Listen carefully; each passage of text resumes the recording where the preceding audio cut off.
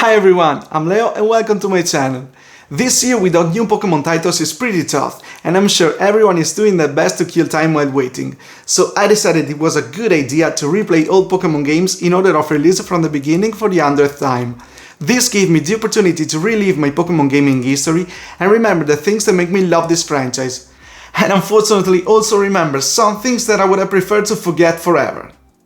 So today I will make a summary video of the 5 things I love most about this franchise and that still keep my passion alive, and the 5 things that I just can't stand. Starting with the positives, the thing that have always attracted me of Pokémon is the strangeness and uniqueness of their design. Many times when I saw previews of new generations of Pokémon, such as starters or legendaries in trailers, I was surprised and sometimes perplexed by their design. The fact that they are always so different from how I would have drawn them has always struck me. It is as if a bit of randomness is always intentionally added to every Pokémon drawn to make them go beyond normal imagination. That detail that you can't understand at first, but then you realize is the very essence of Pokémon design.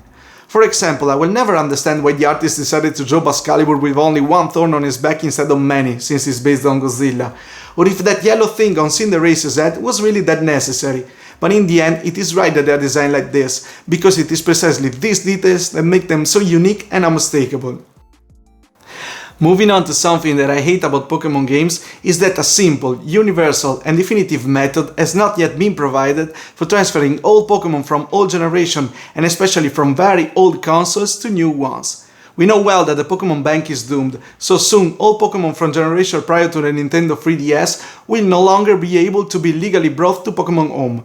Transfers between an old console and a new one have always been tedious, and unfortunately we know well that the trade between the second generation of Pokémon and the third has never been possible. But many of us still own old consoles and old games, and the experience of playing them the old way is always better than any virtual copy. This is why I've always hoped that Nintendo will develop some sort of device with a software that could physically connect to all previous consoles and allow us to transfer Pokémon to other generations or to Pokémon Home without limits, like a universal trade machine. And I'm sure that much of the community, myself included, will be more than happy to purchase such a device and know that they can freely play Pokémon Silver on a Game Boy Color without worrying that their team will be forever trapped inside the cartridge. Now, moving on to the second thing I love about Pokémon games is the simplicity and linearity. I love having to challenge the local gym leaders, earn medals, defeat the Pokémon League and capture legendaries. These are the features I never get tired of and can't live without in Pokémon games, and it is why I didn't like Pokémon Sun and Moon, because they were so messed up. What I like is coming home from a stressful day at work, throwing away my phone, turning on a Pokémon game and letting the story carry me lightly. I don't even play competitive because I don't want to have to worry about sucking at the game I love. I just want to chill and enjoy the story and keep this game a happy island for my mind.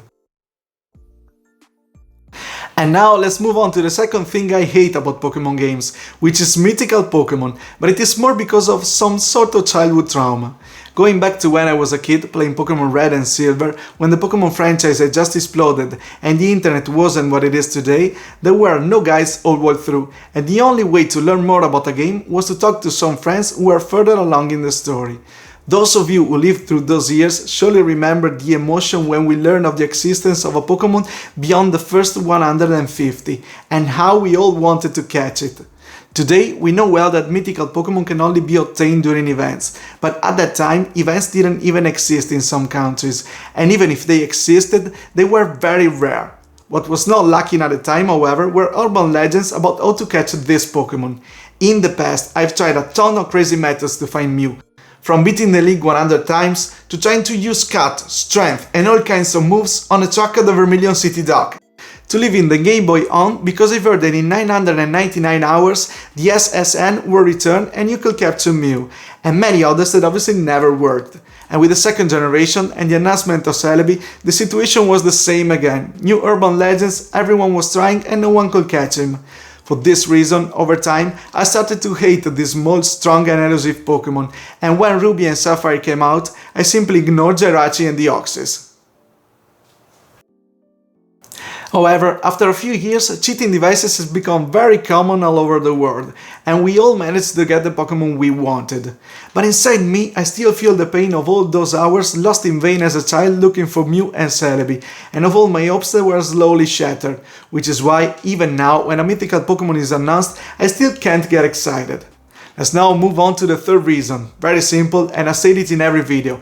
I love Dragon Pokémon. They've always been my favorite, and 90% of all my Pokémon teams are dragons. So for me, the most exciting part of this generation is seeing when new Dragon Pokémon is introduced, whether it is a legendary, an alternate form, or a new evolution. Consequently, the third point against is that I hate fairy Pokémon.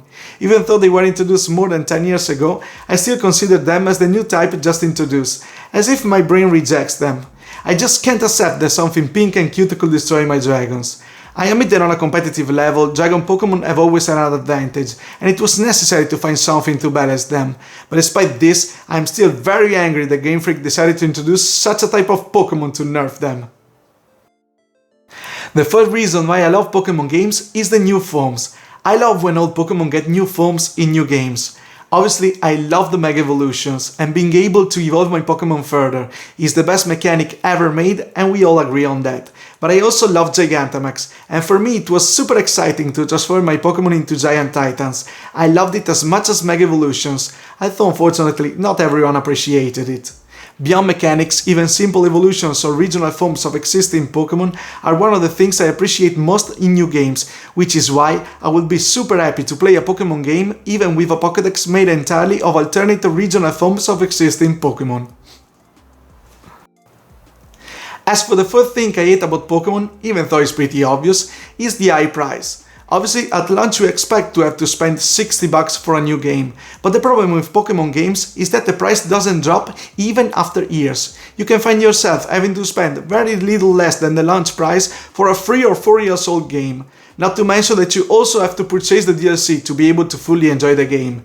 And then there is the price of original physical copies of old games, which now reaches absurd prices on secondary markets. And it is painful for me to think that in high school I sold all my consoles and Pokémon games at rock bottom prices, only to find myself years later full of regret buying everything back for much more money. Moving on to something more pleasant, the last point in favor of Pokémon is the fact that it is maturing both in themes and in character development. I appreciate the fact that deeper and heavier themes are introduced in the games, such as family traumas, saving the ecosystem, or how focusing too much on our own desires can make people around us suffer. We see that little by little, the Pokémon franchise is realizing that the player base is growing, that younger players will always be attracted to colorful monsters, while those of us who are a little older appreciate a good story and well-developed characters more. This is a step in the right direction. I like something that was done in Scarlet and Violet, which brings us to my last point. Obviously the list of defects of these games deserves an entire video, and I don't want to talk about the technical problems because it will be too obvious. One of the things I least appreciate about Scarlet and Violet, and which I hope not to see again in the future, is the limit on character customization. I hated being forced to wear the school uniform and only being able to customize my hair and accessories. I know the game is set in an academy and the school uniform is fine, but at some point I was hoping to be able to take it off and wear normal clothes, because character customization is one of the things I appreciate most, not only in Pokémon, but in all games. Instead, being forced to wear only the school uniform was, in my opinion, a huge step backwards for the franchise, and as I already said, I hope it never happens again. But I don't want to end this video on a sad tone, I want to end it on a positive note, so here's one more point to the things that make me love this franchise. I love that I've been able to see the Pokémon franchise born, grow and evolve, and know that it is still as strong as influential today as it once was. Like Harry Potter for my generation and Star Wars for those before it, it is safe to say that Pokémon have been a revolution in the world of video games and society in general, and have influenced everyone's lives in some ways. Even those who have never played Pokémon in their life still know what they are, to the point that it is really difficult to imagine what the world will be if Pokémon had never existed. And I'm absolutely happy to have been lucky enough to live these years and to still be able to bring with me the friends who accompanied me throughout my childhood. And that's all for today's video. Let me know in the comments what you think and what are the 5 things you love and hate about Pokémon. And as usual, if you want, leave a like and subscribe to my channel. Thank you for stopping by and see you next time. Bye!